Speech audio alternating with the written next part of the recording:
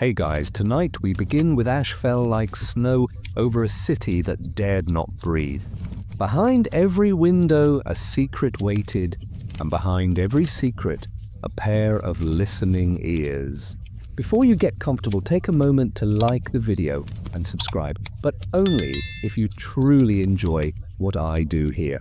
Tell me in the comments where you're watching from and what time it is for you. It's always captivating to see who's joining us from around the world. Now dim the lights, maybe turn on a fan for that soft background. And let's gently into tonight's journey together.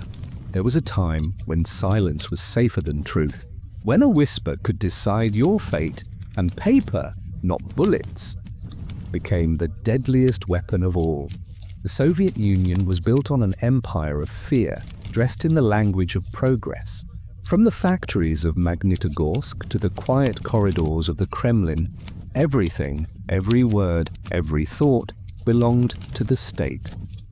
They called it a workers' paradise, but beneath the banners and anthems there were cracks, small, sharp, and growing. This is the story of what the Soviet government didn't want you to know. The truth buried under red banners, propaganda posters, and ash. It begins not with Stalin or Lenin, but with the idea to us, the promise that men could build heaven on earth through control, equality, and iron discipline. The problem was simple. Heaven, it turned out, needed devils, and the devils had name. When the revolution ended and the rebuilding began, the Soviet machine required loyalty, not belief. Farmers were told their fields belonged to the people, which really meant the state. Writers were told their words were the future, which meant they could never write the past. Scientists were told their research would advance humanity, as long as it didn't question the party. If truth didn't fit the ideology, it was rewritten. If memory didn't serve the cause, it was erased.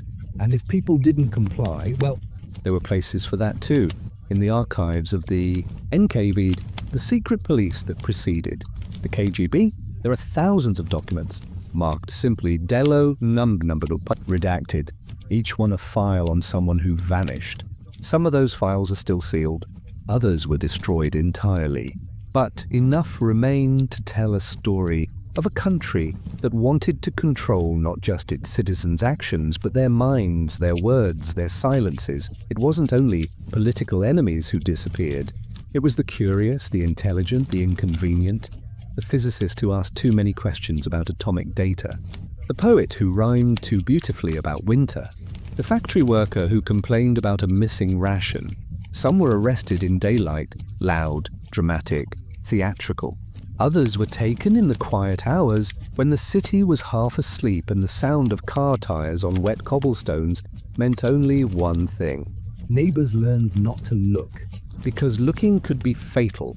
The Soviet Union perfected a culture of pretending, of acting as though nothing was wrong.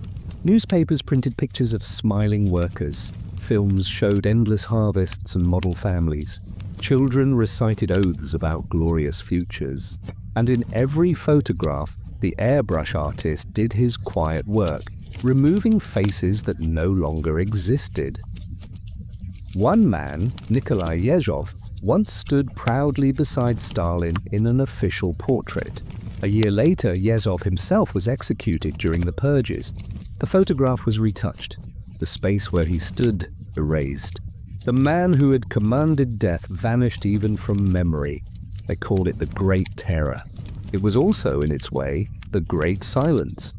Meanwhile, Soviet citizens wrote letters to the government, asking for family members, pleading for explanations, praying that a bureaucratic error could be corrected. But errors were the point.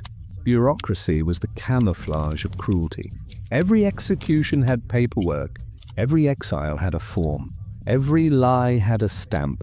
And behind it all, there was the quiet hum of paranoia.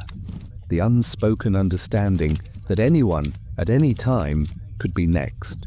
That was the first secret the Soviet Union tried to hide, that its greatest enemy was not capitalism or America, but truth itself. It was a war not fought with guns, but with words. And in this war, language was weaponized. The party redefined vocabulary. Freedom meant loyalty, peace meant submission, democracy meant obedience.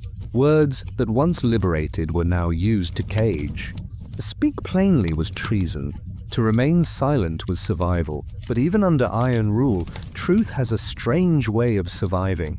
Sometimes it hides in jokes. Sometimes it whispers through art. Sometimes it leaks from the lips of a dying man who no longer fears punishment. And sometimes truth waits, buried in the archives, sealed behind stamped envelopes marked "Top Secret." In those dusty rooms, locked away in basements under Moscow and Leningrad, lies the second secret. The one about the experiments. Because the Soviet Union was not content to control people's actions. It wanted to control their minds. During the 1930s and 40s, secret laboratories known as sharashkas were established. Ostensibly, they were scientific research centers, but in reality, they were prisons for scientists. Men and women who refused to follow party lines were given a choice: contribute or disappear. In one such facility, human behavior was studied like chemistry, emotions catalogued, obedience measured, dissent dissected. There are notes in those archives describing a project known only as D3. Its aim was to condition loyalty using sound and sensory manipulation. Imagine music that could change your beliefs, frequencies that made you compliant. Officially, it never existed. Unofficially, some of its findings would echo decades later in psychological warfare research during the Cold War. The Soviet Union wanted to engineer not just society, but the soul. And yet, even the architects of control were never truly safe. For in a system built on suspicion, everyone becomes suspect. That's the irony of total power. It devours itself.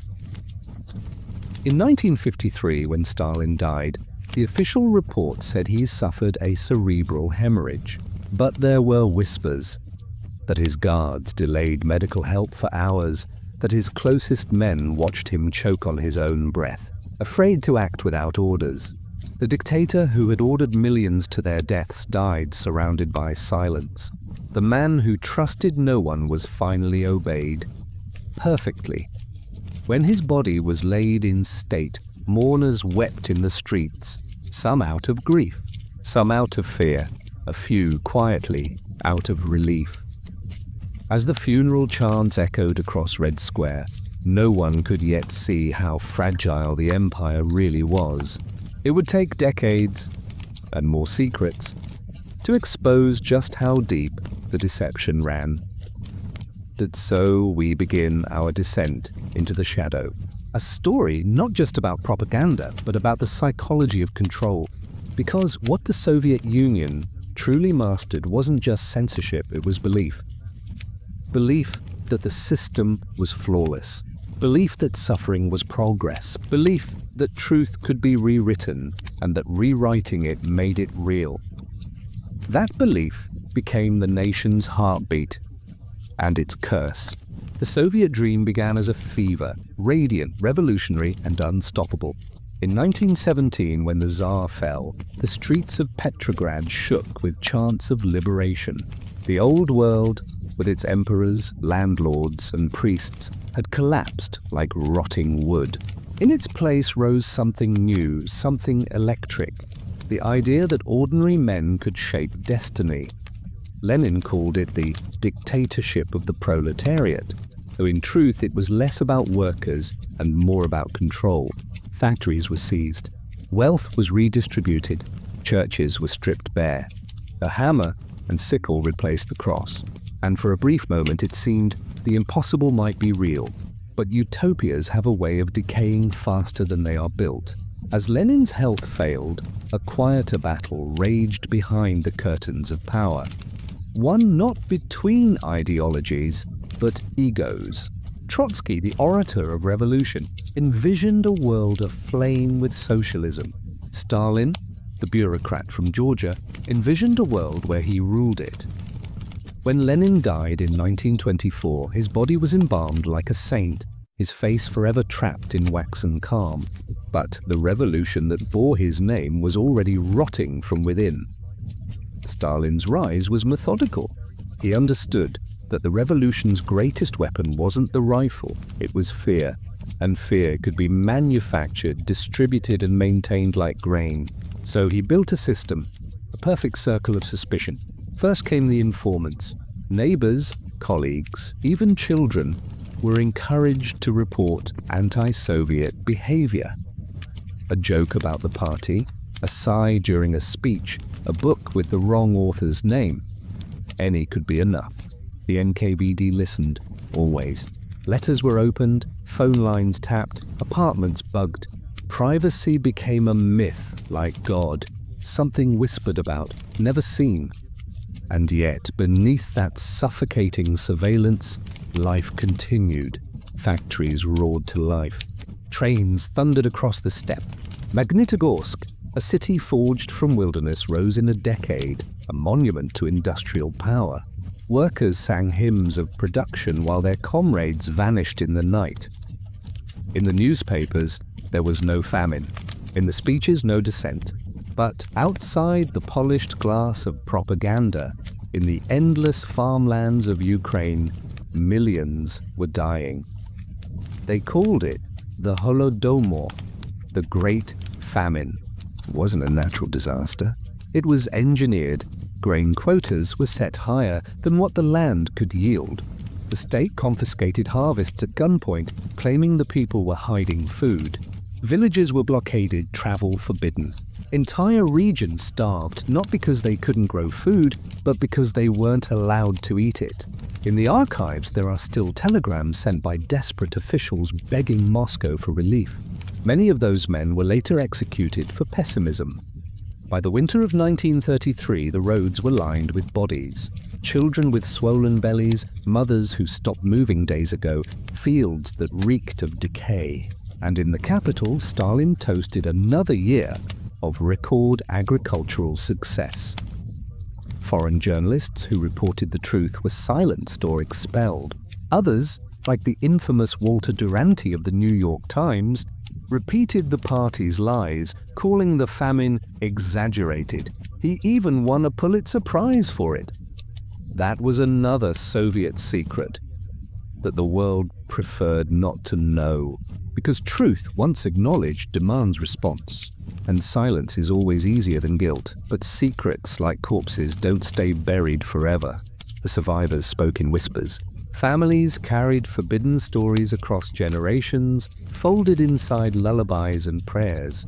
The land remembered, and the soil, rich, black, and endless, still holds their bones. Back in Moscow, Stalin had learned a valuable lesson. Control history, and you control the future. So the rewriting began. Textbooks changed. Heroes became traitors overnight. Photographs were edited again. Names vanished from encyclopedias. Even the past had to obey. In the late 1930s, the Great Purge reached its peak. Entire military divisions were executed. Scientists, engineers, artists, anyone with an independent mind, gone. The prisons overflowed. The gulags swelled. Siberia became both punishment and erasure. And yet, in the midst of this, the propaganda grew brighter. Posters showed happy peasants dancing in fields, smiling miners, heroic soldiers, mothers cradling rosy-cheeked babies.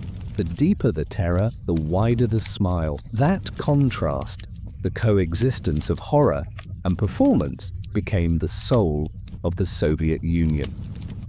It was theater, and everyone was forced to play their part. Those who refused became ghosts.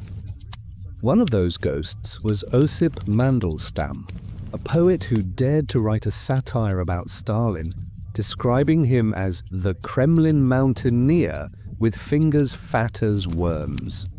For that, he was arrested, beaten, and sent to a camp where he died in the snow.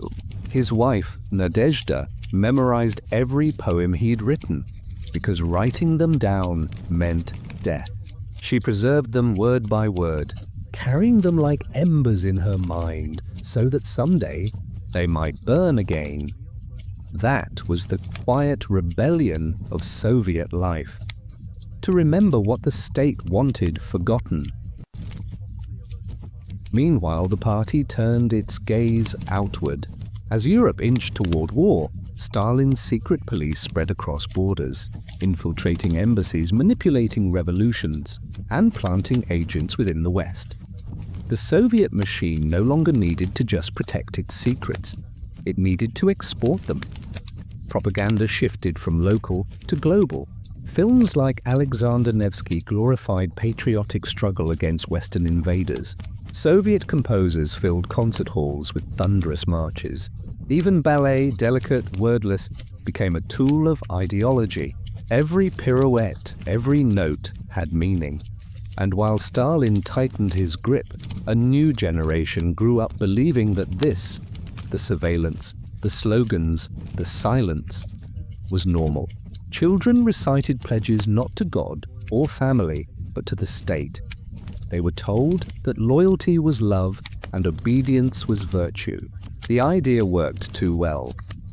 When the Second World War came, millions marched under the red banner, not just from fear, but from faith.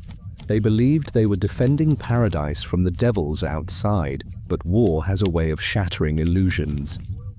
The invasion of 1941 tore through Soviet myth faster than any bomb.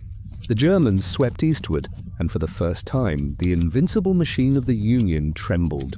Cities burned, millions died, and Stalin himself, the man who claimed omnipotence, hid, paralyzed by panic. For several days, he vanished from public sight. In that silence, some whispered that the spell had broken. But power rarely dies quietly. When Stalin re-emerged, his voice on the radio was calm, paternal, almost gentle. "Brothers and sisters," he said, invoking a humanity he had long denied. It was one of the few times he used that phrase, and for a moment, the people believed again. As tanks rolled toward Berlin, the Soviet myth resurrected itself in blood. The state learned a final, dangerous truth. Even fear can inspire devotion if wrapped in glory. The war ended in victory. The price was 27 million lives. The banners returned. The anthems grew louder. And the secrets, the camps, the corpses, the lies, sank back into silence. The Soviet Union had survived, but the truth had not. Victory was supposed to be the final act, the moment the Soviet people stood in triumph atop the ashes of fascism. Moscow threw its parades, the air thick with confetti and artillery smoke. Soldiers returned to a country that called them heroes. But beneath the red banners and thunderous applause, something darker was already settling back into place.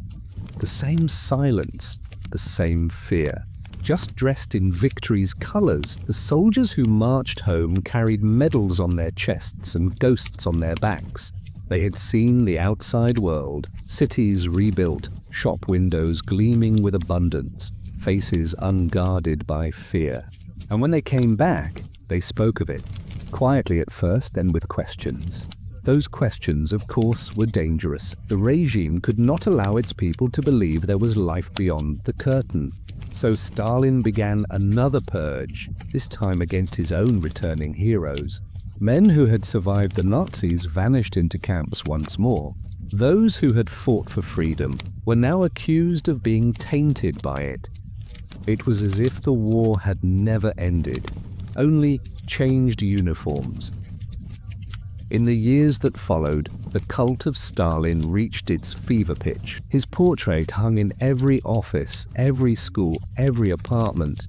He wasn't just a man anymore. He was a myth carved in marble. Children recited his name as if it were prayer. Farmers toasted to his health before drinking water. To love him was survival. To doubt him was death. The state fed on ritual. Speeches began with his name, art ended with his image.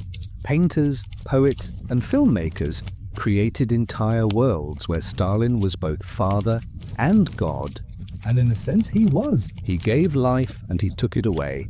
Yet even gods age. By 1953, Stalin was a sick old man haunted by his own shadows. He trusted no one, slept little, and kept his inner circle under constant surveillance.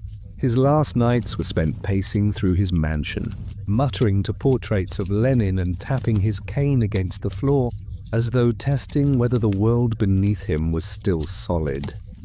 When he finally collapsed, his guards were too afraid to enter the room. Hours passed before help was called. By then, the great leader lay paralyzed on the carpet, his hand clutching the air as if reaching for control one last time. He died surrounded not by comrades, but by men waiting to see who would inherit his fear. The funeral was chaos disguised as devotion. Millions poured into Moscow to see his body, their tears freezing in the cold March air.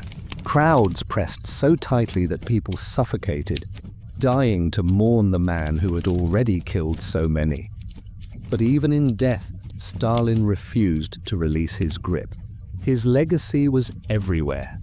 In the prisons, the propaganda, the way people still whispered in their own homes. And then came the silence after his death. A silence so deep it was almost sacred. No one knew how to live without him. For the first time in decades, the Union exhaled.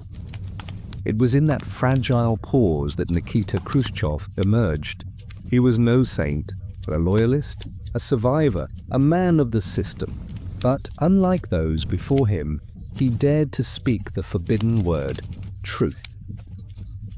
In the 1956, behind the closed doors of the Communist Party Congress, he gave a speech that shattered the illusion.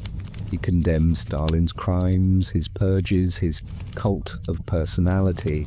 The delegates listened in stunned disbelief, as if the walls themselves might strike them down for hearing it. It was called the secret speech, though nothing about it stayed secret for long. For the first time, the Soviet people learned that their god had been a butcher. And yet, even this revelation was carefully curated. Only the crimes that could be blamed solely on Stalin were exposed. The system that created him remained intact. The years that followed were an experiment in contradiction. Khrushchev wanted to show the world that the Soviet Union could smile, that it wasn't a prison of the mind. He built new cities, sent satellites into space, and banged his shoe on the podium at the United Nations to prove that the East could roar as loudly as the West. When Sputnik soared into orbit in 1957, the world gasped. For the first time, humanity looked up and saw a man-made star, born not from America's industry, but from Soviet soil. It was triumph or a warning. The space race became the new battlefield. Rockets replaced tanks, astronauts replaced soldiers. But beneath the glow of scientific progress, the old machinery of fear still hummed. Dissent was tolerated only if it could be televised. Progress was permitted only if it glorified the state. And so the Soviet secret adapted. It became subtler, quieter, less about vanishing men in the night, and more about bending the truth in daylight. Art, for example, was never truly free. Writers who dared to tell the truth, Pasternak, Solzhenitsyn, Brodsky, became enemies of the state. Their works were banned, their lives shattered. Pasternak's Dr. Zhivago was published only in the West, smuggled out of Moscow like contraband faith. When he won the Nobel Prize, the Soviet press called him a traitor. The prize was an insult to the people, but the people were beginning to feel the cracks. Television, once a tool of control, became a mirror. Images of Western life, blue jeans, rock music, bright lights, slipped through the Iron Curtain. They didn't just show a different world, they showed possibility. Meanwhile, the party preached equality, but its elite lived like kings. Special stores, foreign cars, dachas by the lake. The new nobility was made of bureaucrats instead of barons. And while they feasted, the rest of the Union stood in endless queues for bread, sugar, soap. The revolution had devoured the old aristocracy, only to create a new one in red. As Khrushchev fell from power in 1964, the dream of reform fell with him. The new ruler, Leonid Brezhnev, brought back stability, the kind that comes from stagnation. He preferred ceremonies to change, medals to meaning.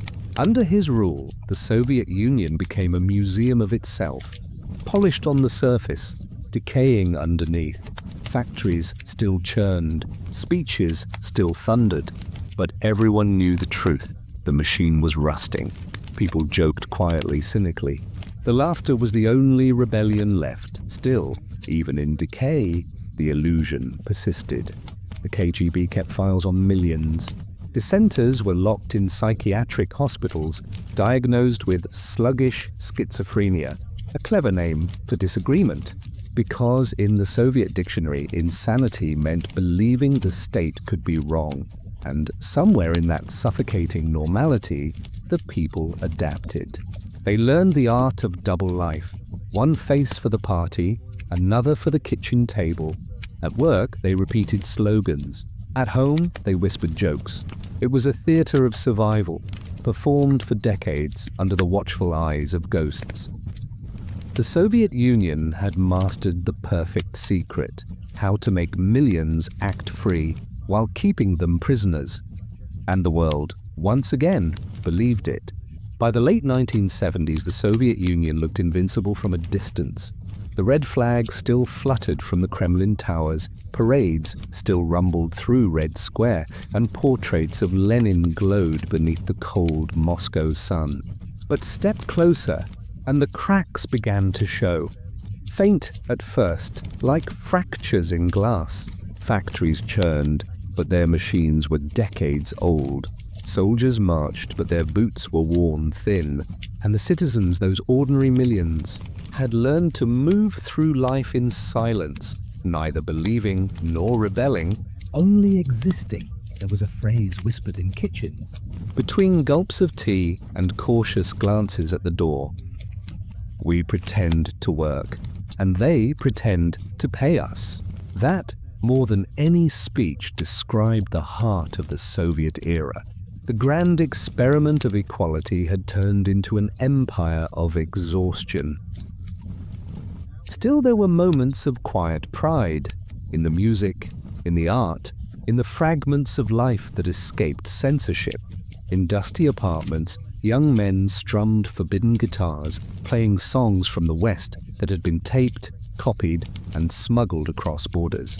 Voices like Vladimir Vysotsky, rough, defiant, human, sang of truth without naming it. Crowds packed smoky basements to listen. The state called it deviation. The people called it survival. Across the Union, a strange duality had taken root. On television, the party showed a shining world. Families smiling under banners, cosmonauts waving from space capsules, children releasing doves of peace into the blue air. Yet outside, people stood in lines for hours just to buy bread. The Soviet promise had become a photograph of itself, perfectly composed, completely false. And yet, illusion is a powerful drug. It dulled the hunger, soothed the questions, made the unbearables seem eternal. The people told themselves that things had always been this way, that they always would be. Then came Afghanistan. It began quietly, almost imperceptibly. A few thousand troops sent to assist a friendly government. Officially, it wasn't a war. It was a mission of solidarity. But by the time the coffins started coming home, the truth was impossible to hide. The Soviet Union had stumbled into its own Vietnam, a war without purpose, without victory, and without end. In the mountains of Afghanistan, Soviet soldiers fought ghosts. Their enemies were invisible, their terrain unforgiving, their cause uncertain. The empire that once crushed Hitler's armies now struggled against tribes armed with rifles and faith. Helicopters burned in valleys that had no names. Commanders sent orders that made no sense. And the soldiers, boys barely out of school, began to realize they weren't fighting for socialism, but for survival. Back home, the government denied the scale of the losses. Families received sealed coffins, classified deaths, and medals that meant nothing. Mothers who asked too many questions found themselves under surveillance. Once again, truth was the enemy. The war dragged on for nearly a decade, draining not just the Soviet military but the soul of the nation. It revealed what the party could not admit, that the machine was broken. Meanwhile, the Cold War turned the planet into a chessboard of paranoia. The arms race devoured fortunes. Propaganda painted the West as decadent and doomed, yet secretly, Soviet officials hoarded American jeans, whiskey, and pop music like forbidden fruit. Even the powerful were seduced by the world they condemned. Then in 1985 came a man who dared to speak aloud what everyone else only thought, Mikhail Gorbachev. Young, confident, with a birthmark that seemed like a sign from fate. He promised something the Soviet people had forgotten existed: change. His words, perestroika and glasnost, echoed across the empire. Restructuring, openness. They sounded like salvation. For the first time in decades, censorship eased. Newspapers printed criticism. Citizens debated politics in public. Writers who had been silenced returned from exile. The truth, long buried, began to crawl out of the ground. But truth, once awakened, is a force that cannot be tamed. As the archives opened, the people learned what their government had done: the purges, the famines, the gulags, the lies. It was like staring into a mirror and realizing you had been someone else your entire life. The shock rippled through every home, every mind. The foundation of belief in the party, in the state, in the myth, began to crumble. The old men of the Kremlin could not stop it. The tide of history was rising, and for the first time in 70 years, it flowed the other way. By the late 1980s, the republics, Ukraine, Lithuania, Estonia, Latvia, Georgia, began to stir. What had been whispers became protests. Flags once forbidden were raised again. Songs banned for generations were sung in the streets. And then, on a cold night in 1989, the world watched as the Berlin Wall fell. It wasn't just a wall of stone and concrete. It was the wall of fear that had divided an entire century. When it cracked, the Soviet illusion cracked with it. For the people of the East, it was liberation. For Moscow, it was the beginning of the end. Factories shut down. Shelves went empty. The ruble collapsed. The empire that had once stretched from Berlin to Vladivostok began to dissolve like ice under a rising sun. On Christmas Day, 1991, the red flag was lowered from the Kremlin for the last time. The Soviet Union, the land of revolution, of famine, of fear and faith, was no more.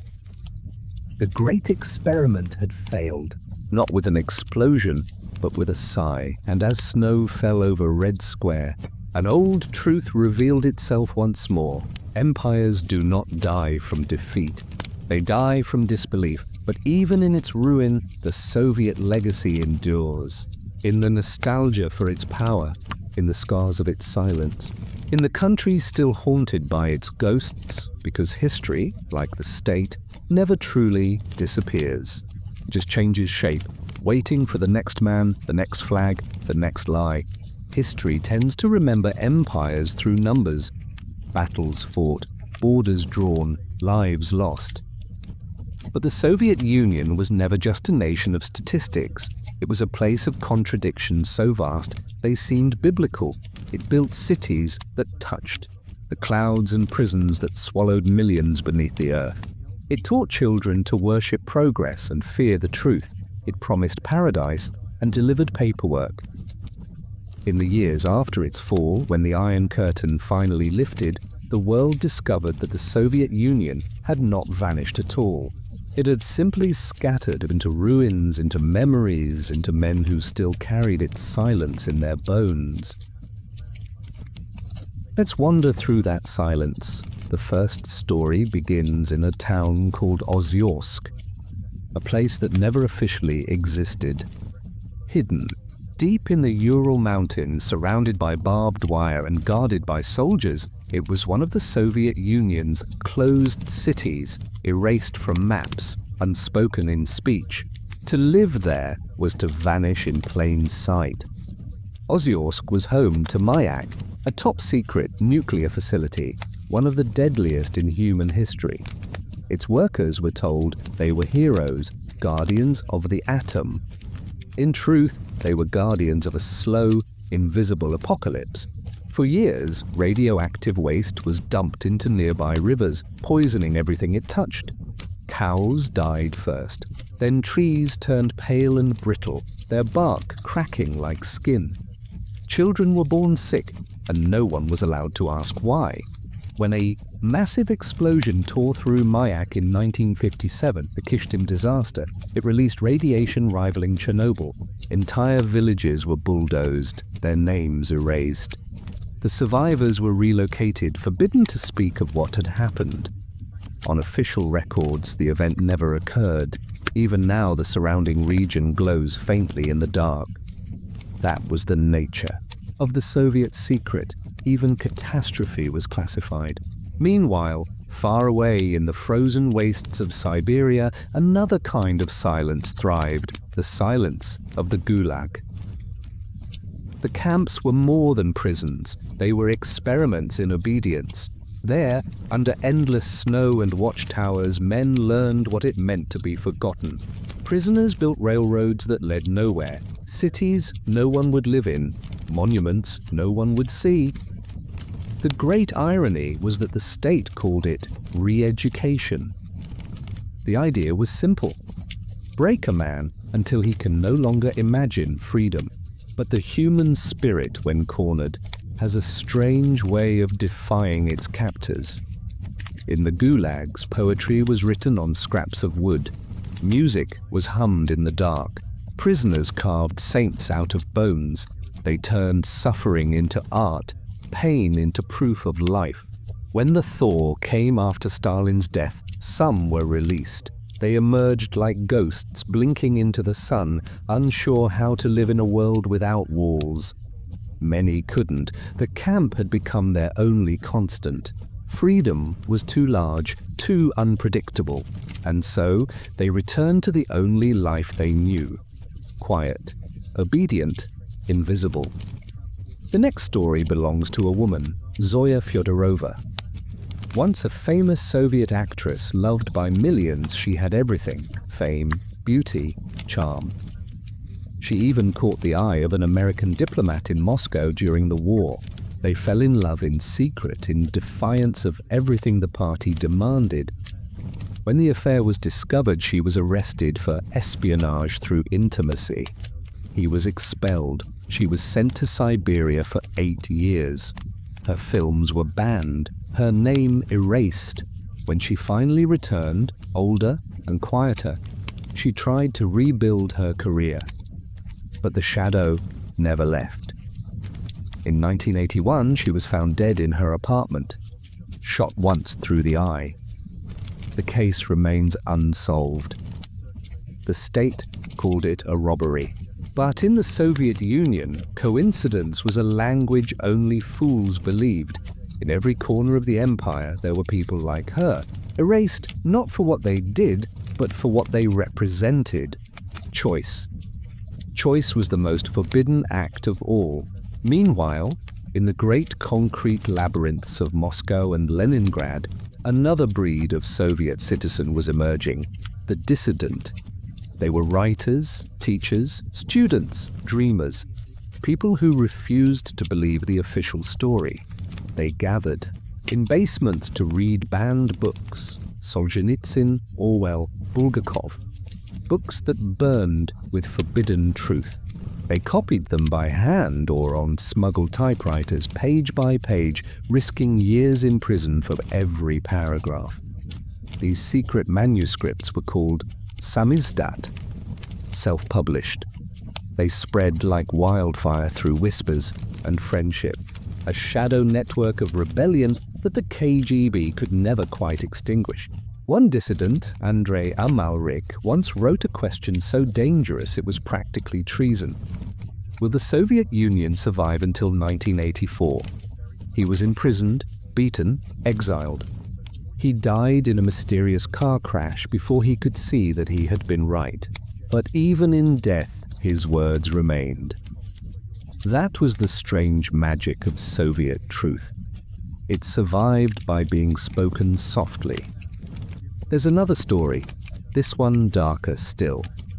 In the 1960s, the government began using psychiatry as a weapon.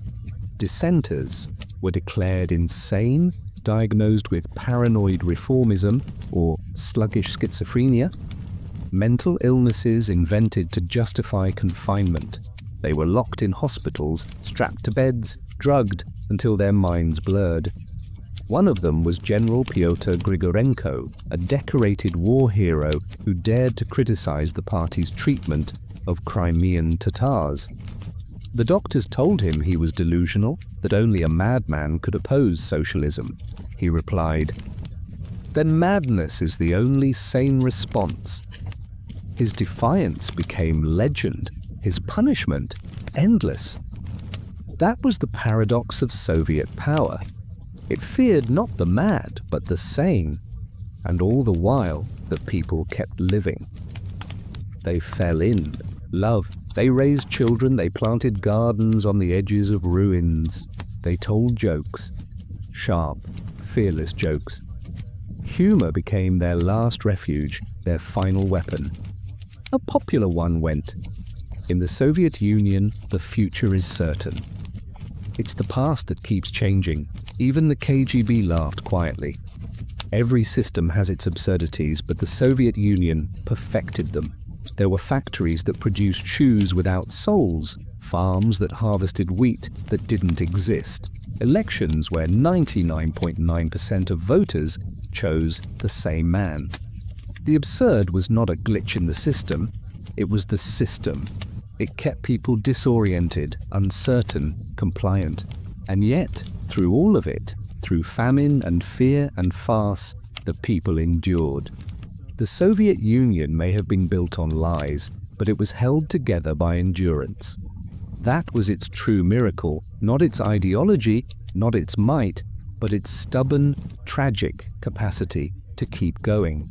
Because for all its horrors, the Soviet dream was not only a story of cruelty, it was also a story of belief. Belief so strong it could outlast truth itself. The Soviet dream was a beautiful illusion stitched together with fear. It was the promise of equality built upon a foundation of surveillance, a utopia painted over a graveyard. And yet it was believed, not just by the rulers, but by the ruled. That was the real genius of the system. It didn't need to convince the world, only its own children. In the 1930s, the Soviet state launched an experiment that would define generations. The Pioneers, a youth movement designed to mold perfect citizens. Children as young as 9 wore red scarves and swore loyalty to Lenin.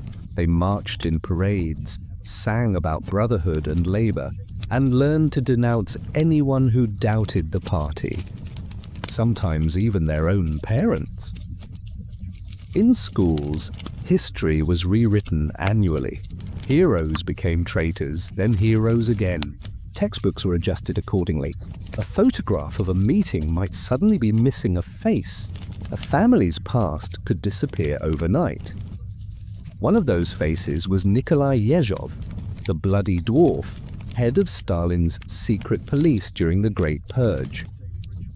For years he was photographed beside Stalin, smiling proudly. Then, after his own arrest and execution, he was airbrushed out of every official image, as if he had never existed. That was Soviet immortality, to vanish cleanly, and the people adapted. They learned to speak in codes, to listen before answering, to laugh in whispers. Trust was rationed more tightly than bread. Even within families, silence became a form of love, a way to protect one another. A father might teach his son about the revolution, with one tone in public and another in private.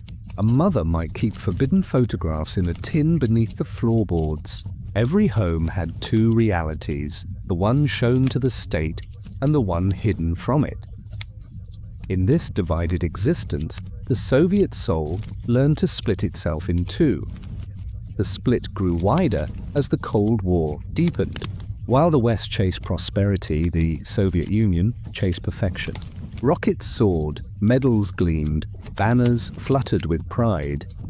And yet, behind the curtain of success, hunger gnawed.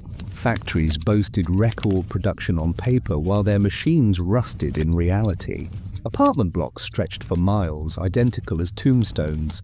Inside those grey walls, millions lived the same life. A kettle hissing on a small stove. A radio whispering propaganda. A child tracing frost patterns on a cracked window pane. And still, they dreamed. Because dreaming was the one act the party couldn't regulate. There were poets like Yevgeny Yevtushenko, who stood before packed stadiums reciting verses that trembled with both pride and pain. There were artists like Ilya Kabakov, who painted rooms filled with the quiet desperation of ordinary people. Their art was neither loyal nor rebellious. It was simply human, and in the Soviet Union, that alone was subversive. But not all rebellion came from poets. Some came from engineers. In 1986, a man named Valery Legasov stood before the world and told the truth. He was one of the lead scientists investigating the Chernobyl disaster, a disaster the government tried desperately to conceal. He saw firsthand how lies had killed more people than radiation ever could.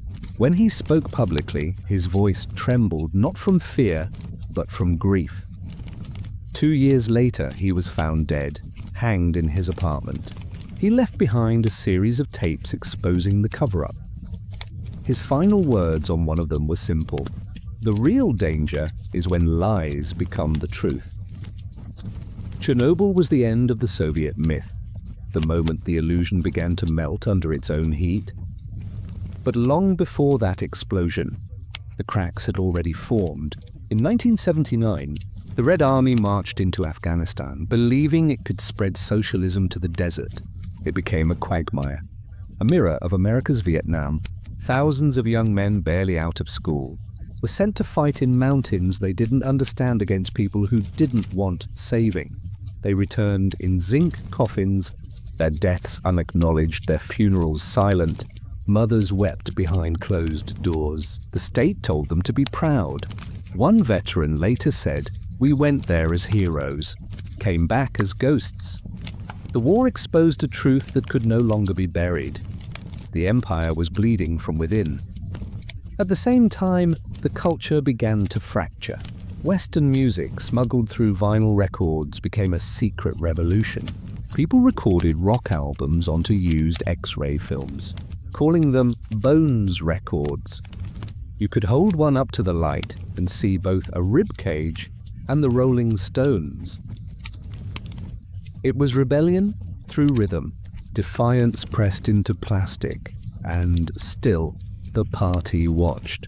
The KGB, as that silent orchestra of paranoia, monitored every frequency, every whisper, every dream. But even the KGB could not stop the tide of irony. The Soviet people had learned to survive by pretending, but in pretending they discovered satire, a weapon sharper than bullets. Cartoonists began hiding double meanings in their illustrations. Filmmakers like Tarkovsky turned cinema into parable. His films were slow, haunting, filled with silence and fog, mirrors of the Soviet soul itself. Viewers left the theater unsure of what they had seen, but certain they had felt something forbidden. That was the strange brilliance of Soviet art. It was rebellion disguised as beauty. Yet behind all the art, the science, the stoicism, one truth remained unspoken. The Soviet Union was not just an empire. It was a religion. Its creed was Marxism. Its prophets were Lenin and Stalin. Its rituals were parades, slogans, and endless speeches. And like every religion, it demanded faith, blind, complete, and eternal. But faith, no matter how strong, eventually cracks under the weight of its own contradictions. By the late 1980s, as grocery shelves emptied and factories fell silent, people began to whisper the unthinkable. Maybe the dream had died. Maybe it had never been real. And as those whispers grew, the unbreakable started to bend. In the final years, Gorbachev's glasnost, openness, allowed truth to slip through the cracks. Newspapers began publishing real stories. People began speaking freely for the first time in generations, but freedom, after decades of fear, felt like vertigo. A nation that had lived in silence now drowned in its own voices. Truth flooded the streets like a long, suppressed flood. Beautiful, terrifying, unstoppable, and beneath that tide, the old empire began to dissolve. The red flags were lowered, the statues fell, the anthems stopped, but the ghosts remained, because no system ever truly dies. It only changes its disguise. When the Soviet Union began to unravel, it did not collapse like a tower. It disintegrated like ash, softly, silently, one breath at a time. From the frozen streets of Moscow to the mountains of Armenia, the sound of the end was not thunder, but whisper. By the early 1990s, the empire had become a maze of contradictions. The factories still stood, their chimneys idle. The collective farms still existed, but the wheat rotted in the fields. People still lined up for food, though no one believed the slogans anymore. The red banners fluttered weakly in the winter wind, relics of a faith no longer preached. And yet, even as the Soviet sun was setting, the machine of secrecy kept turning. There were still files marked Sovershенно Sekretna, top secret. There were still underground bunkers, unmarked laboratories, and projects too monstrous to admit existed. The empire was dying, but its secrets were still alive. In the heart of Siberia, near Tomsk, lay one such secret. Tomsk 7, a city that did not appear on any map. It was one of several closed cities where scientists and engineers lived and worked in isolation, building the weapons of the future. To the outside world, these cities did not exist. To those inside, the outside world was forbidden. Here they experimented with nuclear materials, missile systems, and psychological warfare. Children grew up behind fences they were told were for their protection. They were taught that they were special, the guardians of the motherland. In truth, they were prisoners of her paranoia. These cities were the purest expression of the Soviet dream and its nightmare. They embodied the belief that progress required secrecy and secrecy required silence, but silence has a cost. In 1993, an explosion at Tomsk 7 released radioactive dust into the air. The government initially denied it happened. Local residents were told it was an industrial incident. Only years later did they learn that clouds of plutonium had drifted across their skies. The same silence that once protected the empire now poisoned its own children. Meanwhile, in the archives of the KGB, truths far darker than radiation were being uncovered. When the organization was formally dissolved in 1991, its files revealed the full extent of surveillance. Millions of reports, intercepted letters, and recorded conversations. Every word, every breath had been catalogued. One file contained notes on a woman who had sent her son a birthday card with the words, "I miss you." The card was flagged for emotional deviation. Another described a man who had stared too long at a foreign embassy. He was labeled potential traitor. It was absurd and horrifying. In the Soviet mind, privacy was rebellion and emotion was risk. The KGB had not just monitored actions, but feelings. Even in death, the state lingered. The bodies of prisoners from the Gulag were buried in unmarked graves across the tundra, their bones surfacing when the permafrost thawed. Each thaw was like an accusation, the land itself remembering what history tried to forget. And then came the unraveling. On December 25, 1991, the red flag was lowered over the Kremlin for the last time. Gorbachev resigned. The USSR ceased to exist. In the West, people celebrated, but inside the old empire, there was confusion, grief, and a strange, hollow quiet, as if a god had died, and no one knew what to worship next. The people had gained freedom, but lost certainty. In Moscow, an old man was seen standing outside a grocery store, holding rubles that no longer had value. All my life, he said, they told me what to believe. Now I must decide for myself. The sentence was simple, but it carried the weight of 70 years. The new Russia was born not with parades, but with chaos. Overnight, billionaires appeared. Factories were sold for pennies. Soldiers returned from distant wars to empty homes. Criminal empires bloomed where ideology had once ruled. The ghosts of the Soviet Union did not vanish. They adapted. The KGB was gone, but its spirit survived in new names. FSB, SVR, same corridors, same eyes watching through keyholes. The propaganda became more modern, but its rhythm familiar. The people learned to laugh again, but the laughter carried an echo of fear. Even now, decades later, the Soviet heartbeat remains, in the monuments that still stand, in the nostalgia whispered by the elderly, in the pride of victory parades that honor wars long past. For many, the Soviet Union was not a dictatorship. It was a childhood, a sense of order, of belonging, of purpose, even if it was built on lies. That is the tragedy of all great illusions. They give people meaning before they take it away. And yet, some truths remain buried, even now. There are still sealed archives in Moscow, files stamped "Do not open" until 2040. There are still secret military installations hidden in the Arctic.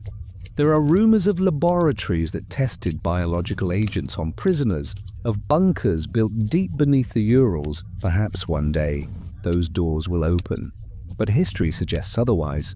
The Soviet Union may have fallen, but secrecy is immortal. The walls that once separated the state from its people may crumble, but the instinct to hide, to manipulate, to control, that survives. And if you listen closely, beneath the noise of the new Russia, you can still hear it, the whisper of the old empire, telling its old story. We never disappeared. We simply changed our name. As night settles over the Kremlin, the golden stars still glow faintly atop their spires. The city hums with life, but somewhere beneath the asphalt and neon, the bones of history shift. For even in death, the Soviet Union refuses to sleep. By the end of the 20th century, the world had moved on. The Berlin Wall was rubble. The hammer and sickle had faded from flags, and the new age of capitalism had marched triumphantly east. But the shadows of the old empire never really left. They merely changed the language of their commands.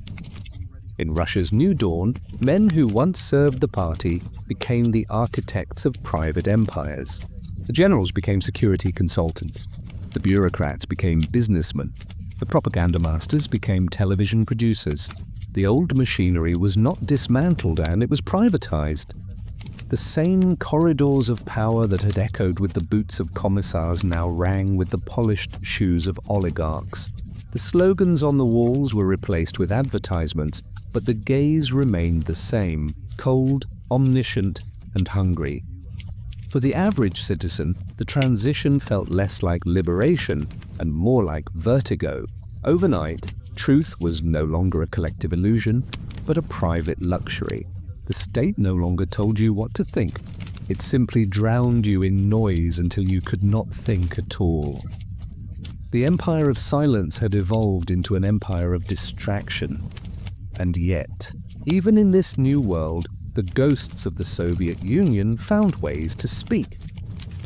In the quiet towns of Belarus and Ukraine, abandoned factories stood like rusted monuments, posters of Lenin peeled from the walls, revealing older ones beneath, layers of propaganda, each era built upon the bones of the last. In the far north, the ruins of labor camps still hid in the forests.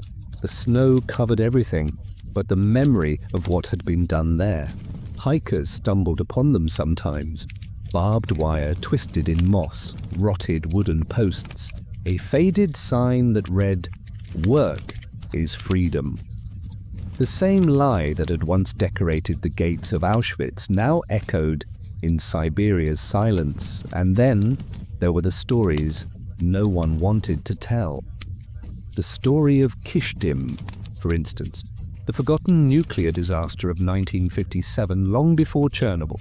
A cooling tank exploded at a secret facility, spreading deadly radiation across hundreds of square miles.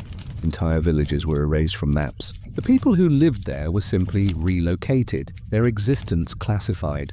For decades, the West knew nothing. Even Soviet citizens nearby were told it was a routine industrial accident. Only when defectors escaped in the 1980s did the world learn the truth. By then, the forests around Kishdim had already become what locals called the silent zone, where nothing grew and the air itself seemed afraid. These were the stories buried beneath the Soviet myth, the cost of progress, that no monument dared to admit. And there were more whispers of biological experiments conducted in the depths of the Kazakh steppe. Tests of mind control drugs in psychiatric wards disguised as hospitals, secret cities filled with the descendants of prisoners, still unaware of the crimes that built their homes. All of it existed in the margins of history. In the blank spaces between official records, the irony was cruel. The Soviet Union, which had sought to build a perfect record of its people, had left behind the most incomplete archive imaginable. Millions of files destroyed, millions more falsified. It was as if an entire civilization had tried to erase itself from memory, and yet memory resists. In 2018, a group of Russian historians launched a project called Memorial. They searched for the names of the dead, those who had vanished in the purges, the camps, the disappearances. They gathered testimonies, documents, and photographs, piece by piece rebuilding what the empire had tried to erase.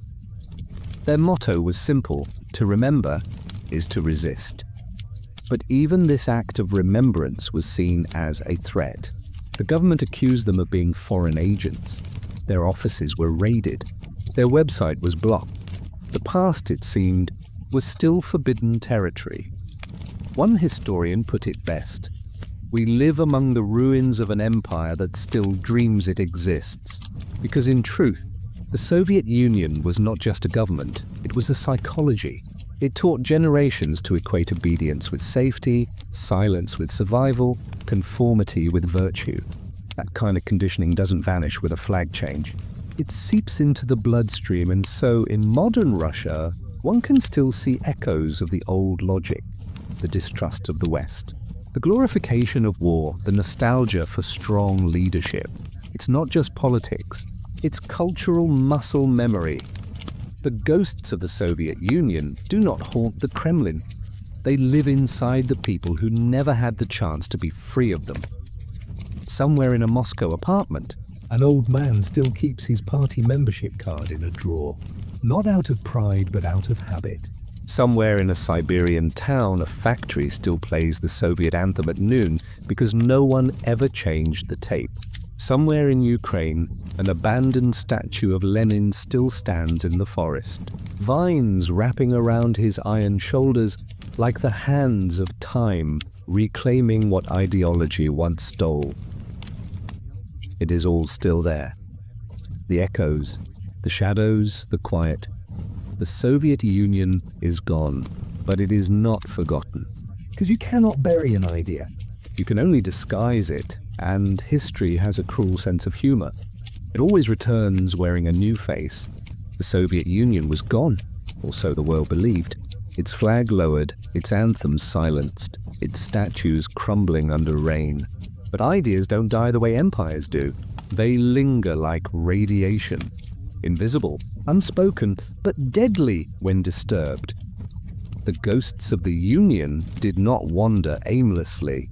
They gathered in boardrooms, in secret offices, in the digital shadows where new wars would be fought. The same paranoia that once monitored whispers in communal apartments now listened through satellites and screens. The new power was not ideology. It was information, and in the new Russia, information was the purest weapon of all. In the 1990s, as the West congratulated itself for winning the Cold War, Russia descended into something far stranger. It was neither peace nor defeat. It was mutation. The empire's bones cracked, but its soul adapted. The state had fallen, yet the men who ran it had simply changed uniforms. One such man was Vladimir Vladimirovich Putin, a former KGB officer stationed in Dresden when the Berlin Wall fell. He watched the Soviet collapse not as a patriot, but as a professional spy who had just seen the empire he served evaporate in real time. In interviews years later, he would call it the greatest geopolitical catastrophe of the century. But that word, catastrophe, did not mean tragedy to him. It meant unfinished business. When Putin rose to power at the turn of the millennium, he did not resurrect the USSR, he simply rewired it. The flag changed, but the methods remained. Surveillance was reborn as digital infrastructure. Propaganda was reborn as state media. The new Russia looked modern, but its heart beat to an old Soviet rhythm. The truth was no longer denied. It was drowned. Television became the new ministry of truth. Talk shows were battlegrounds. News anchors were generals, and truth was just another word with shifting coordinates. The people were told they were free, but their minds were kept too busy to notice what kind of freedom it was. The KGB had feared silence. The FSB feared noise. Uncontrolled, global noise. And yet, even as new technologies emerged, the same old ghosts persisted in the corridors of power. Files disappeared. Journalists vanished. Political opponents fell from windows. It was the same story, told in modern lighting. The machinery of secrecy had simply upgraded its tools. Behind the walls of the Kremlin, new laboratories hummed with classified experiments. The Soviet fascination with control, biological, psychological, informational, had survived. The projects once buried in Cold War vaults were resurrected under new names. Rumors spread of Project Raven, a digital descendant of the old mind control programs, of new psychological warfare methods using social media algorithms capable of predicting and manipulating human behavior. Whether these rumors were true didn't matter. The fear itself was the point. It was the same Soviet principle. Uncertainty is obedience. But there was one thing the Soviet Union never could control: belief. The human hunger to believe in something, anything greater than themselves. In the post-Soviet world, that belief did not vanish. It simply shifted. Churches that had been shuttered by communists now overflowed with worshippers. Icons that had been hidden in cellars were now displayed on altars. Faith returned to Russia not as rebellion, but as identity. But even this rebirth was orchestrated. The Orthodox Church, long persecuted under Stalin, was now embraced by the state. Priests blessed nuclear missiles. Sermons praised political leaders as divine protectors. God was no longer in exile, he was on payroll. The irony was biblical. In the same land where religion had once been banned as superstition, it now served as the government's most powerful ally. The cross and the flag, once enemies, now stood side by side. And the people, weary from chaos, embraced both, because belief, like fear, is easier than uncertainty. In this fusion of old and new, the Soviet spirit found resurrection, not in communism, but in control, not in the hammer and sickle, but in nostalgia and myth. Documentaries glorified the Soviet space program, carefully omitting the dead cosmonauts whose names were erased. Museums were built to honor the Great Patriotic War, framing it as proof of eternal Russian sacrifice. The narrative was clear. The past had not been a failure, merely misunderstood. The new propaganda did not deny history. It rewrote its moral. The lesson of the 20th century, it claimed, was not that totalitarianism was evil, but that weakness was. And that is how the Soviet Union lived again. Not as a state, but as a story. A story that told its people, you are destined for suffering. You are surrounded by enemies and only strength, brutal, unquestioned strength, can protect you. It was the same gospel that built the Gulag, now preached in softer tones. The old empire had returned, not with tanks, but with memories. Meanwhile, in the basements of old buildings, archivists still sorted through yellow documents, uncovering lists of the dead. Tens of thousands of names, handwritten in ink that had begun to fade. Some pages bore fingerprints, as if the ghosts themselves had tried to hold on. One archivist once said, "Every time I read a name aloud, I feel like I'm unlocking a cell." And perhaps that is the only true act of rebellion left, to remember what the empire wanted forgotten. Because in Russia, memory is still an act of defiance. The Soviet Union did not fear the bomb, it feared the word. And in the end, it may be the word, quiet, persistent, unkillable, that finishes what the Cold War began. Power, faith, and fear. These were the trinity upon which the Soviet soul had always rested. Long after the banners fell, they remained the invisible architecture of a nation learning to stand again. Though never quite upright, in the new century, the ghosts of that trinity emerged with fresh disguises. The party had been replaced by patriotism. The church replaced ideology. Fear became the quiet music of everyday life. But what the Soviet Union understood better than any empire before it, and what Russia never forgot, was that fear doesn't need to roar, it can whisper. In Moscow, new towers of glass and steel rose above the old Stalinist blocks, their reflections shimmering in the river like mirages. The city glowed with neon and ambition, yet behind the polished facade, the same old rhythm pulsed, control through spectacle, devotion through illusion. On state television, every story had a moral. Every tragedy had a villain.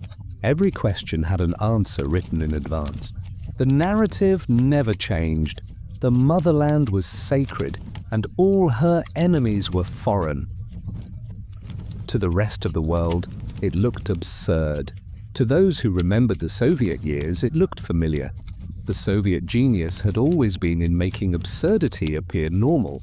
In the 1950s, citizens once applauded when television announced that the harvest had been twice as successful as expected, even though breadlines stretched down the street. In the 2020s, citizens applauded when television announced the renewed glory of the Russian world, even as their sons returned from foreign wars in sealed coffins. The uniforms changed. The truth did not. Power thrives on repetition, but not of ideology, but of narrative. And yet within this orchestrated chorus, there are always discordant notes, the voices that refuse to harmonize. One such voice belonged to a journalist named Anna Politkovskaya. She reported on the war in Chechnya, not the official story, but the human one. She wrote of the mothers who buried their sons in unmarked graves, of soldiers who refused to kill, of villages that no longer existed. In 2006, she was shot dead in her apartment building. The elevator became her final silence. Her death was described as a tragedy unrelated to her work. It was a familiar phrase. The language of denial, perfected in the Soviet age, now spoken fluently by the post-Soviet world, because power does not always need to erase its enemies anymore. It simply outlives them. But there are others who defy in quieter ways. A poet publishing online under a false name. A history teacher who refuses to remove banned books from her classroom. A filmmaker who fills his scenes with metaphors too complex for censors to decode. The empire still watches, but the cracks are multiplying. What remains constant is the fear of truth, the oldest Soviet inheritance. Not fear of what truth is, but of what it might do. Truth has gravity. It pulls everything toward it, the lies, the myths, the power built upon both. That is why every empire tries to control memory, because memory is truth's first messenger. In the far reaches of Siberia, along the Yenisei River, there are still wooden crosses marking unmarked graves, mass burials from Stalin's purges. Each cross bears a single name, carved by hand or sometimes no name at all. Every spring the river swells, carrying soil and bones downstream. Locals say that when the water is calm, you can still see skulls beneath the surface. They call it the river of the unspoken. These are not metaphors. They are geography, the landscape itself remembering what humans tried to forget. But memory does not only haunt Russia's soil, it haunts its architecture too. Beneath the streets of Moscow, tunnels stretch for miles. Remnants of secret railways built to evacuate the Soviet elite during nuclear war. Some say they connect the Kremlin to distant bunkers. Others claim entire underground cities exist, still guarded by silent men in plain clothes. The government denies it, of course. But denial is the Soviet dialect of truth. What fascinates historians isn't whether these tunnels exist. It's that people believe they do. Because in the Russian imagination, secrecy is sacred. It's not just a tactic of power, it is power.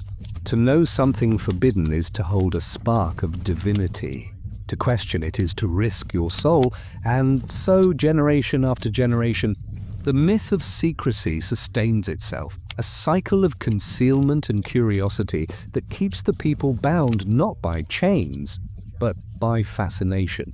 The real legacy of the Soviet Union isn't its military, its ideology, or even its crimes. It's the psychology it left behind, the belief that truth is dangerous, that authority is eternal, and that one must always choose between silence and survival. That is why even today, many Russians speak of Stalin with admiration, not for his cruelty, but for his strength. They see him as a symbol of order in a world of chaos. They remember not the millions he killed, but the empire he built. Because to a nation taught to equate fear with stability, strength is the only virtue that matters, and yet, beneath that admiration lies unease. In private, some whisper what cannot be said aloud, that the old ghosts are returning. That history has begun to repeat its old tricks. The question isn't whether the Soviet Union still exists. It's whether it ever truly ended. The past may be buried, but its foundations still hold up the present. There's a strange magic in fear. The Soviet Union understood this better than most, not as superstition, but as science. Fear was measured, monitored, and finely tuned until it became an art form. It wasn't about terrorizing every citizen. It was about making sure everyone knew someone who had disappeared. One missing neighbor could silence an entire street. That was the mathematics of control. In the archives of the NKVD, what later became the KGB, there are letters still stained with tears, some written by wives pleading for their husbands' release, others by husbands begging for permission to see the graves of their wives. Each one was stamped denied, each one filed under resolved. What makes these letters unbearable isn't their words, but their sameness. Each plea sounds identical.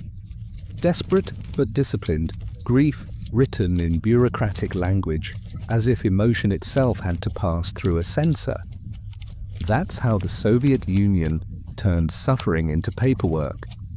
Fear became a process, and that process became faith. In the great cathedral of Soviet power, ideology was the altar, but fear was the prayer. To live under it was to become fluent in its rhythms. How to speak without meaning, how to nod without agreeing, how to survive by pretending. It was an invisible choreography of obedience. When Westerners looked at Soviet citizens, they often mistook this for apathy. It wasn't. It was theater. A national performance of silence. Every smile, every nod, every empty slogan painted on a wall was part of the same play. The ritual of pretending everything was fine, and yet, beneath the silence, there was always laughter. Dark, bitter, dangerous laughter. The kind that survives in whispers. Soviet humor was never light-hearted. It was rebellion disguised as wit. There's an old joke from Moscow. A man is walking down the street, shouting, "Brezhnev is an idiot!" Brezhnev is an idiot. The police arrest him and sentence him to 21 years in prison.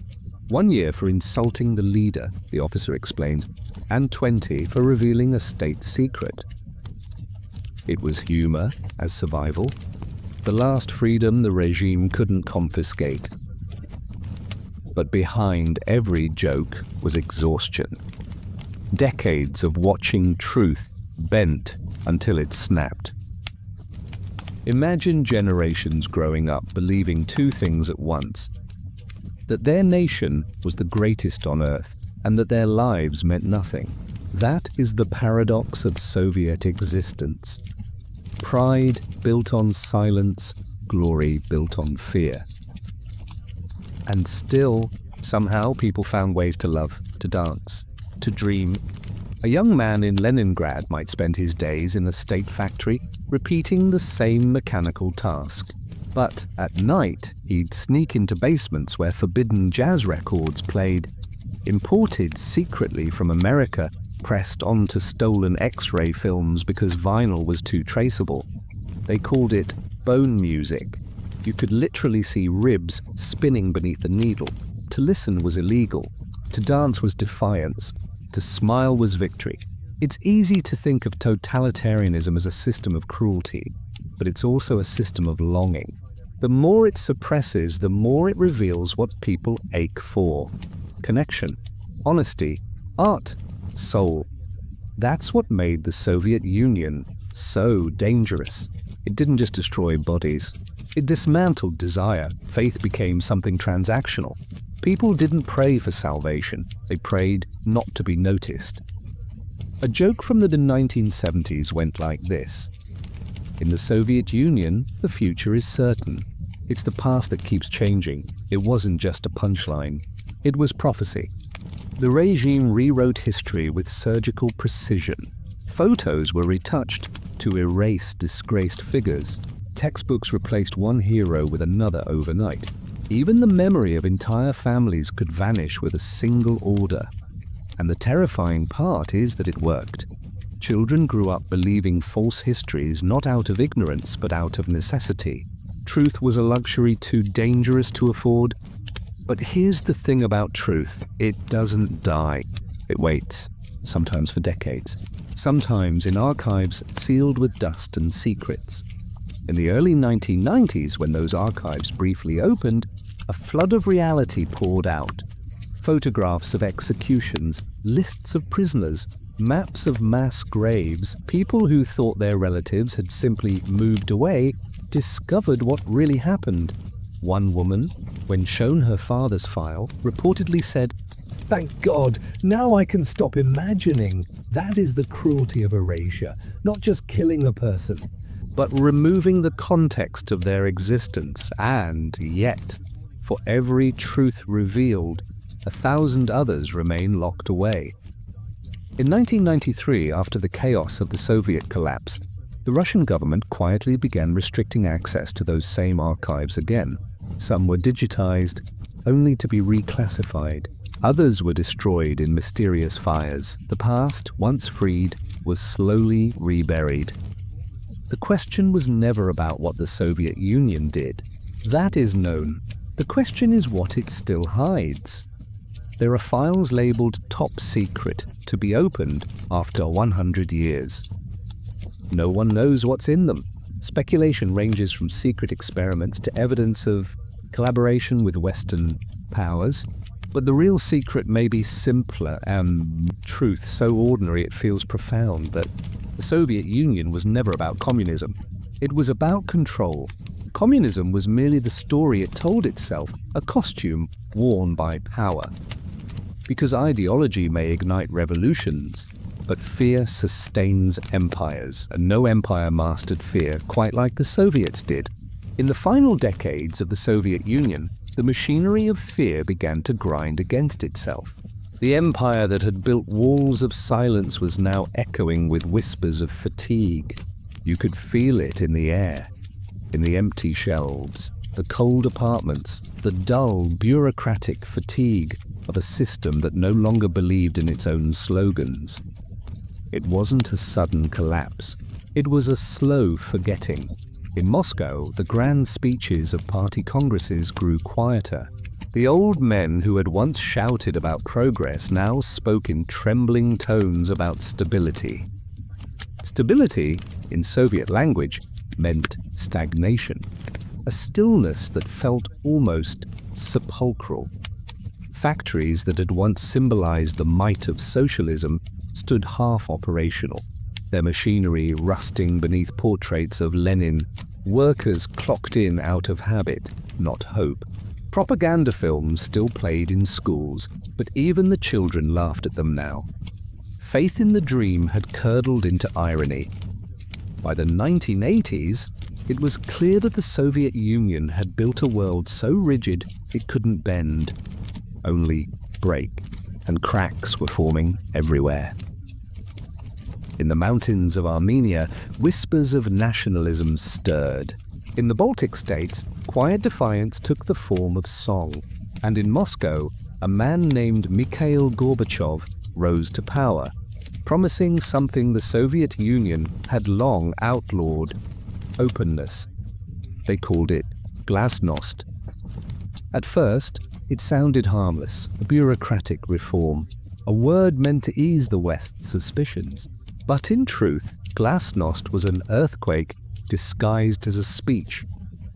For the first time in 70 years, people were allowed to speak, carefully, nervously. Then, with growing confidence, writers who had spent decades in exile began to publish again. Newspapers printed questions once unthinkable. What really happened in the Gulag? Who gave the orders? And beneath all of it, the unspoken realization spread like fire. The empire had been built on a lie. It's strange. When the truth returns, it doesn't arrive with trumpets. It seeps in like thawing ice.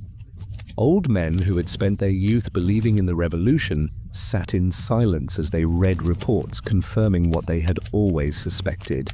Mothers wept as lists of the executed were made public. And students born into propaganda felt the world tilt beneath their feet. The official myth unraveled thread by thread, and once truth begins to move, it cannot be contained. Across the republics, statues of Lenin fell one after another, not with rage, but with a kind of exhausted mercy.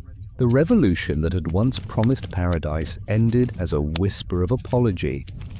But what the world didn't understand, and what even many Russians still don't, is that the Soviet Union didn't die cleanly. It decomposed, its body may have collapsed, but its bones remained. Its habits, its fears, its reflexes, they survived. They adapted. When the KGB's archives opened briefly in the 1990s, one of the strangest discoveries was how thoroughly the institution had planned for its own death. Files showed that as early as the mid-1980s, officials had been quietly transferring assets, creating networks abroad, ensuring that the state could live on under new names, new flags, new corporations. It was a death rehearsed.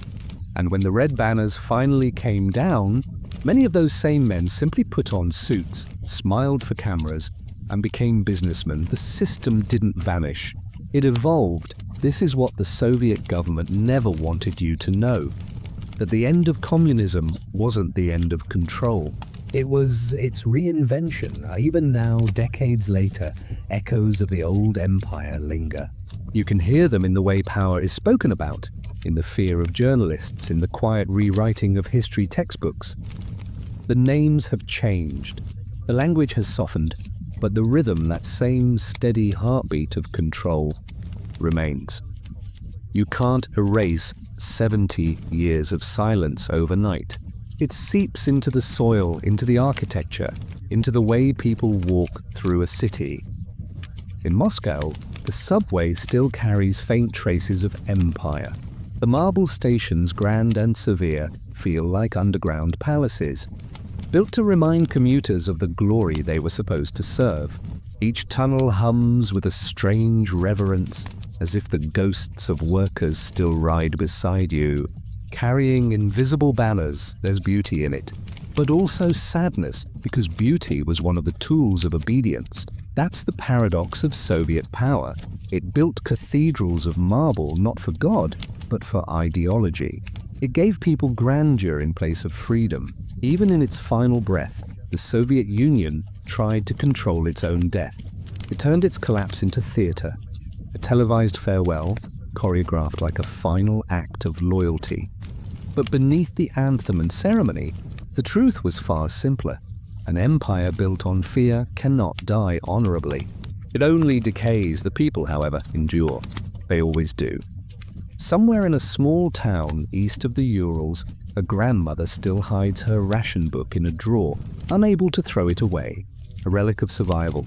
In a Moscow apartment, a young man scrolls through digital archives, finding his great-grandfather's name among the condemned, and for the first time feels both grief and pride.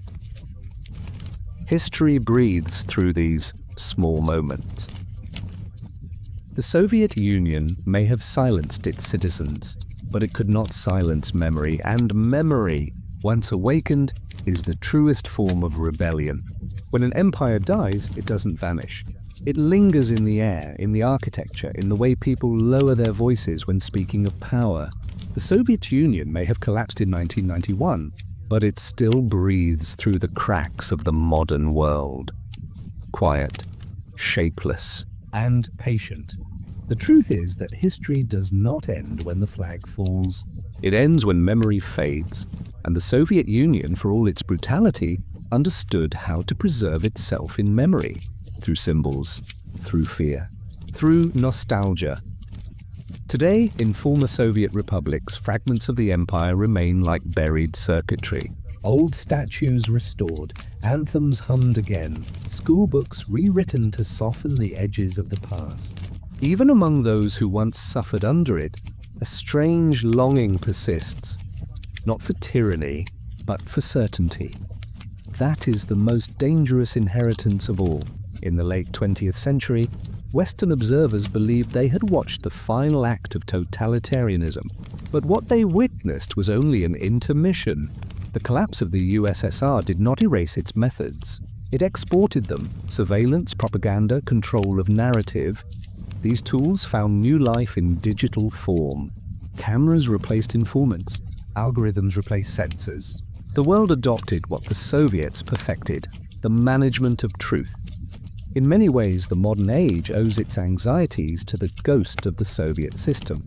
The constant monitoring, the rewriting of history through media, the endless tension between security and freedom.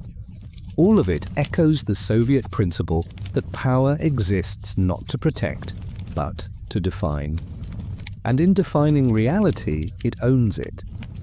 The secret the Soviet government didn't want you to know was never hidden in a classified document. It's this: control does not require violence. It requires belief. Once people believe what they are told to fear, they will police themselves. That is the true Soviet legacy: invisible, efficient, eternal. Across the modern world, you can still trace its fingerprints: the architecture of control disguised as stability, the language of unity masking silence, the comfort of certainty replacing the chaos of truth. The Soviet Union built the blueprint. The world simply followed it. In the ruins of that empire, an old phrase still lingers. He who controls the past controls the future. It was never a slogan. It was a prophecy. The past, however, is not easily controlled. It has a pulse of its own, faint, irregular, but alive. And sometimes, in the quieter forgotten places, you can still hear it beating. There's a village north of the Volga where the Soviet flag still hangs, faded and fraying, from a wooden pole. No one knows who keeps it there. It's been decades since the anthem was last sung, but the fabric remains, trembling in the wind like a ghost that refuses to leave. The villagers don't salute it. They don't even look at it, but they don't take it down either. Perhaps because, after so much loss, people need their symbols, even the broken ones. The Soviet Union left behind more than ruins. It left behind habits. Habits of caution, of silence, of looking over one's shoulder before speaking. Habits that outlive the ideology that birthed them. Ask an old man in Moscow about the 1970s, and he might smile and say, "It was a hard time, but at least we were all equal."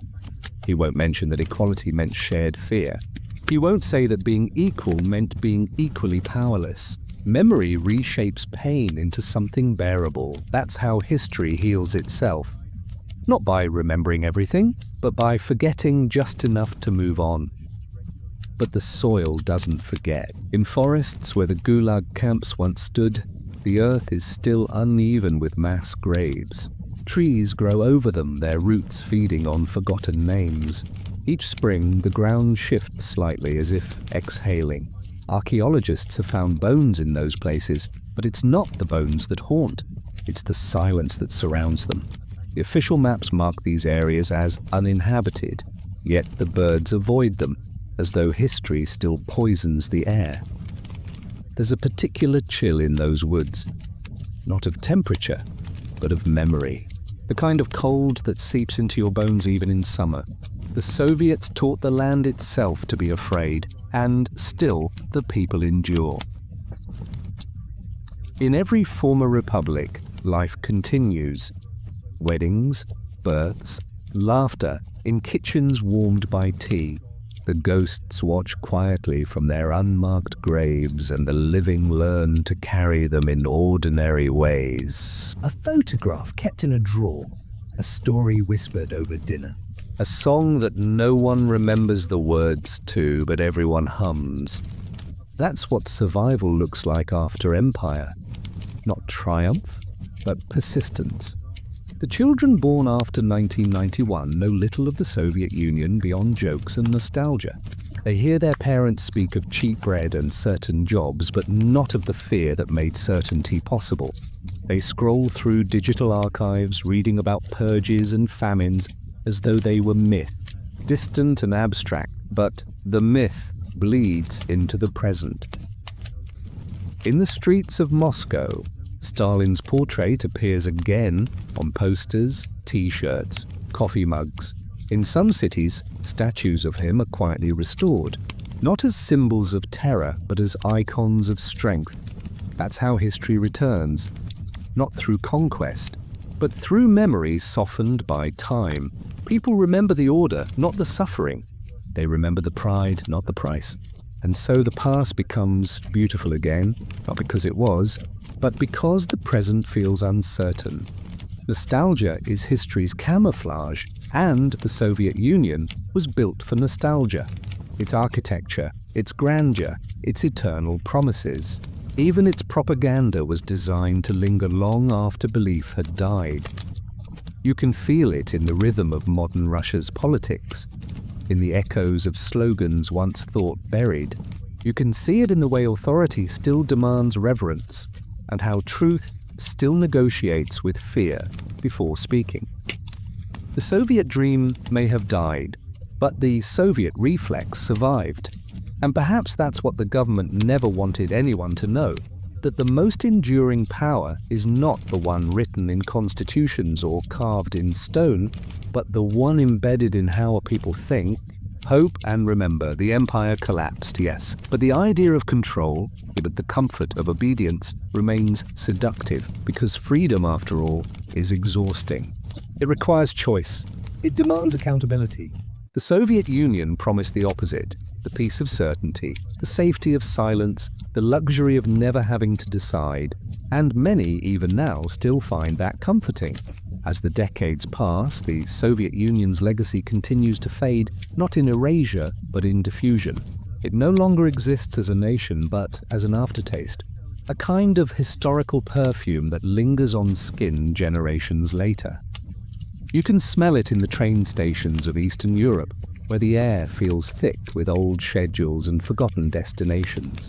You can hear it in the voices of those who still call each other comrade, half in jest, half in memory. You can see it in the architecture. Those vast concrete blocks, equal parts fortress and mausoleum, built to last longer than truth itself. And yet, beneath the cold geometry of that world, there was always warmth. People learned to find humanity in the spaces between control. A secret kindness bloomed in the shadow of fear. A loaf of bread shared in silence. A banned poem passed between friends. A hand squeezed during a speech no one dared to question.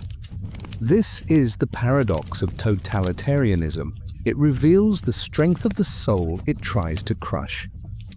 The more the Soviet Union demanded conformity, the more individualism shimmered in the cracks.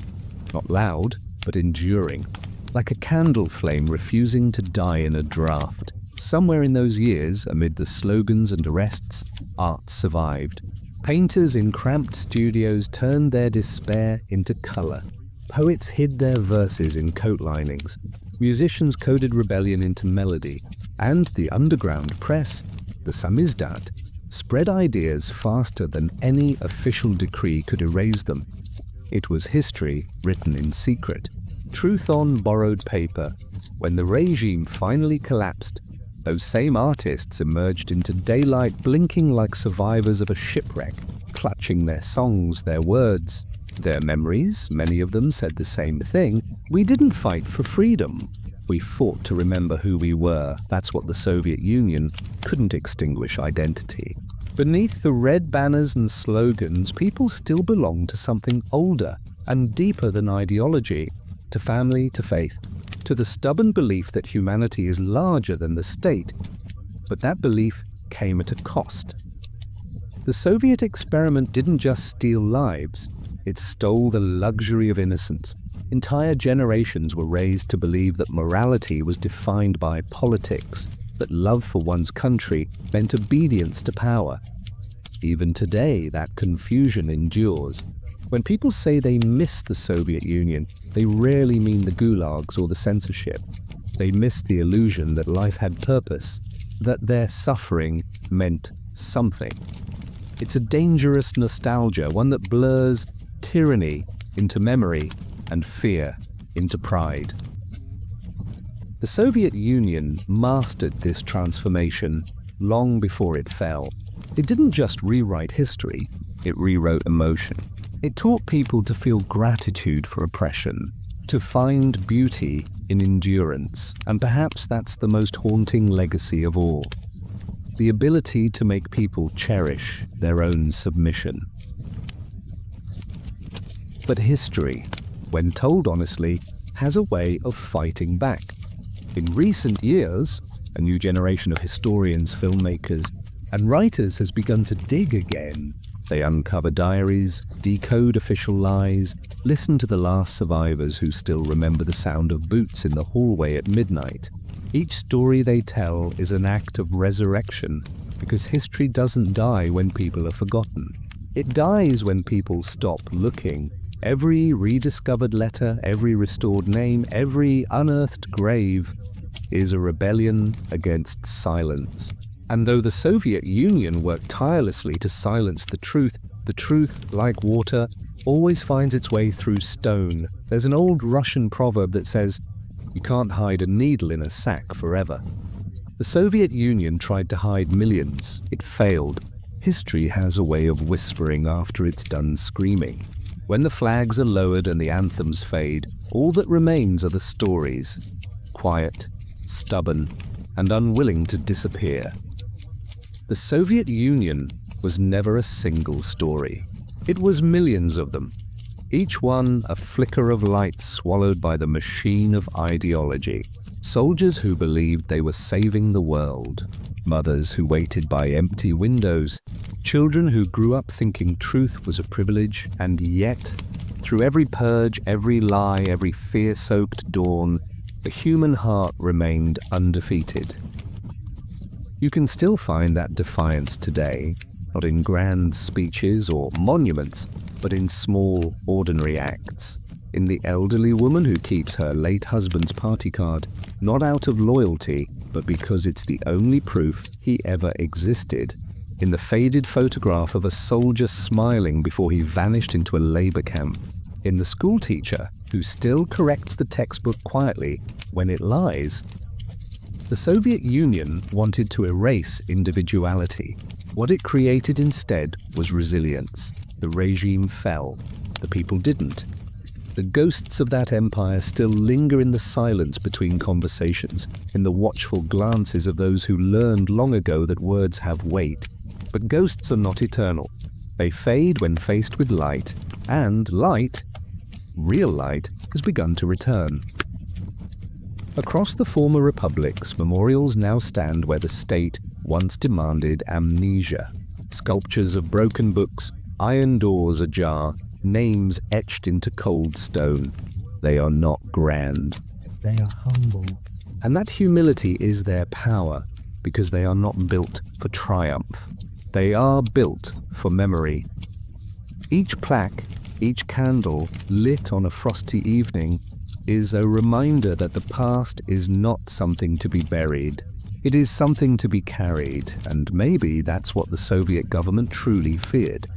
Not rebellion, not revolution, but remembrance. Because to remember is to resist. History's greatest secret is that truth is patient. It waits for the right moment to be heard. And now, after so many decades of silence, the truth about the Soviet Union speaks again, through declassified pages, through fading witnesses, through the children of those who refused to forget. What the Soviet government didn't want you to know is not hidden in archives or conspiracies. It's far simpler and far more devastating. They didn't want you to know how ordinary people survived the impossible, that even in the darkest winters they found ways to love, to dream, to remain human. That tyranny can bend the body but never quite break the soul, because even the mightiest empire eventually meets the quiet strength of its people, and in that quiet, history remembers, as one historian once said, empires do not fall, they simply run out of believers.